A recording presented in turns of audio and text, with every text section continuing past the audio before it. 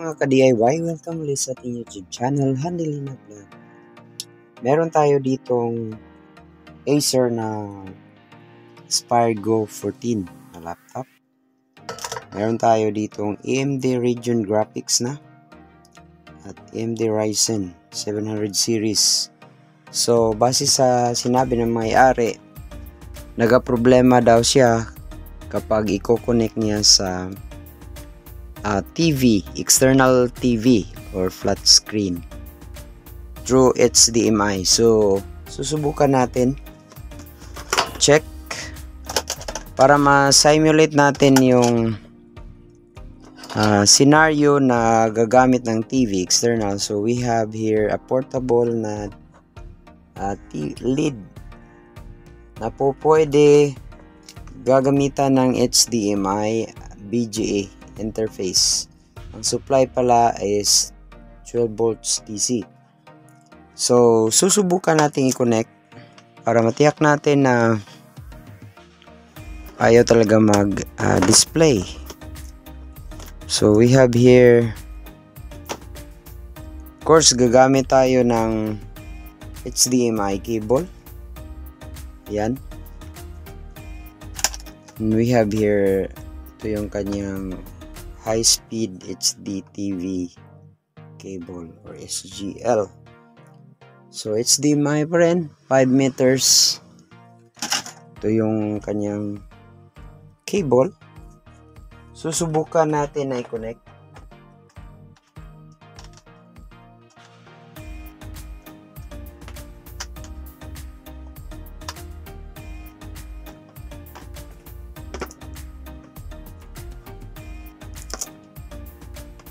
Through HDMI interface, and then naka-lead, naka-on, power.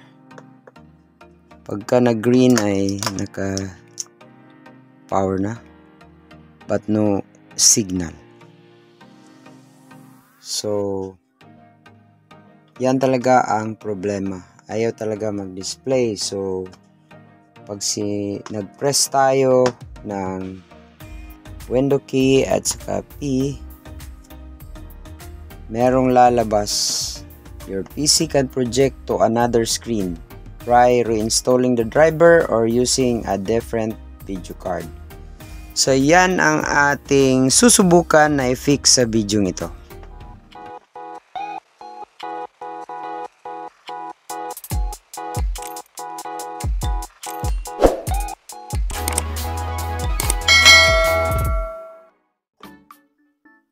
Okay, so since ayaw talaga mag-display at meron tayong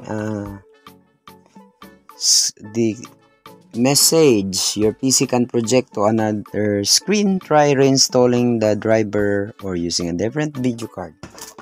Siya nga pala, pasensya na po sa aking boses, napapause po tayo.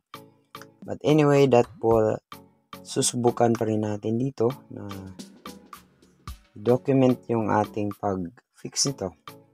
So, ano ang unang posible natin gagawin? Pwede tayo sa Start, right-click, and then Device Manager. Titingnan natin yung kanyang devices. We have here Display Adapter, AMD Radeon, TM Graphics. So, napansin natin na meron siyang arrow. So, ito. So, try natin update. Search automatically.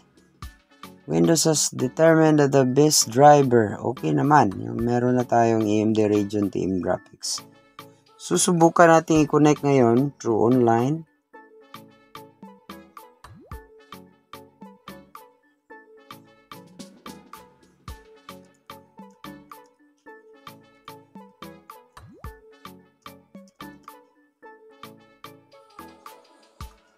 Okay.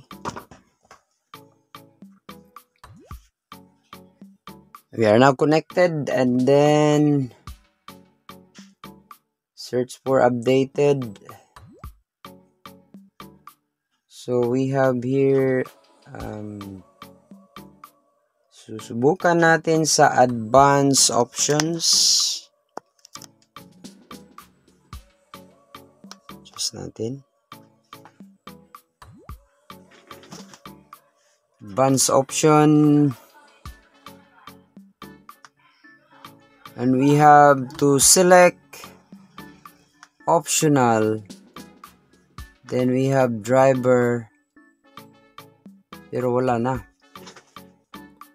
So, ano kaya ang posibleng problema? So, ang next na gagawin natin, susubukan nating enable kasi parang hindi naka-enable yan, no? Hindi natin napansin kaagad. Pero meron tayong nakita na yung symbol na yan. So scan for hardware changes. Problema dahil ayaw. So dito sa ating display,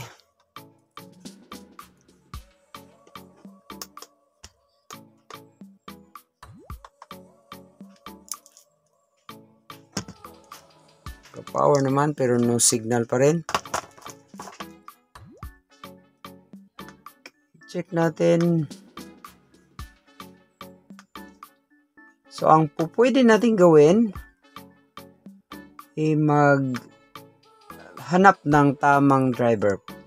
Mangyari ang ganito kapag may problema talaga sa display drivers. Dahil yung display driver ay ang responsible na magpa-display ng course sa output sa external. So since nagkaganito, posible mayang dalawang dahilan. Posible una is ang kanyang driver hindi tama, may conflict. Second ay posible may defect na yung kanyang mismong display driver. I mean the chipset niya. Pero titingnan muna natin. We will try to disable muna sa device. Then babalik natin enable. Napansin tayo, biglang nag-blink. Ayan, and then yung kanyang symbol ay nawala. And then successfully andyan na. So, madali lang pala ma-fix, no? So, para matiyak natin na gumagana na, kita ninyo, naka-mirror tayo.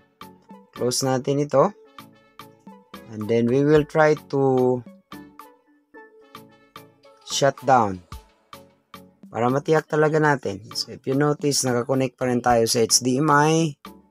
Then, naka-shutdown tayo. Susubukan natin ngayon na i-turn on ulit. So, nag-expect tayo na kapag na-set up din ito, katulad ng gagawin ng may-ari natin na isang teacher, kukonek niya sa kanyang TV for the lesson, mag-press siya ng power, nakakonect yung kanyang HDMI, pwera na yan kung may problema din sa kanyang HDMI cable. Pero assuming na okay, expected na gagana ito. So, yung ating display ay ayan, gumagana. Ayan, gumagana na. So, uulitin natin paano natin na fix. At saka para na rin sa guide ng may-ari natin na teacher. Shout out nga pala kay Ma'am Novi. So, ito po yung fix na paraan. Kung sakali po na magkaroon uli ng problema, so pwede natin i-check uli yung ating ginawa. So, start, right click, and then device manager. Pagkatapos ng device manager, i-check lang natin display adapter. Dapat ganito yung kanyang display. Kung titingnan natin at a closer look, mapapansin natin na yung AMD Radeon TM graphics ay ganyan yung kanyang symbol. Hindi yung parang may bilog na something, no? Naka-disable or may triangle with a yellow exclamation. So kapag ganyan, ibig sabihin may problema or hindi na-detect. So, ang ginagawa lang is right-click, susubukan lang na i-disable at pagkatapos ibalik sa pagka-enable.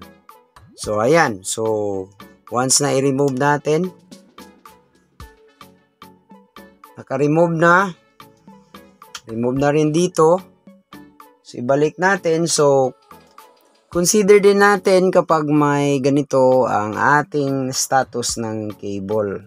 Dahil merong HDMI cable na madaling masira kahit pa bago. Pero meron namang magandang quality. So, let's presume na okay. Balik lang siya. Kapag ganyan ang logo or kanyang symbol ng ating AMD Radeon TM Graphics, gagana talaga. So, ibalik natin. Now, once na i-plug in, ayan. So, okay na. So, ayan. Na-fix po natin ang problema sa Acer Go 14 laptop with AMD Ryzen and AMD Radeon Graphics. So, I hope na makakatulong ito sa mga owner ng laptop na may ganitong problema. So, quick fix lang pala. Akala ko is matatagalan tayo sa ating pag-fix at mabuti na lang ay na okay. Kahit pa na-pause tayo. Okay. Success yung ating ginawa. Gustuhan mo ba ang video ito? I-click ang subscribe button, i-like and share din sa iba.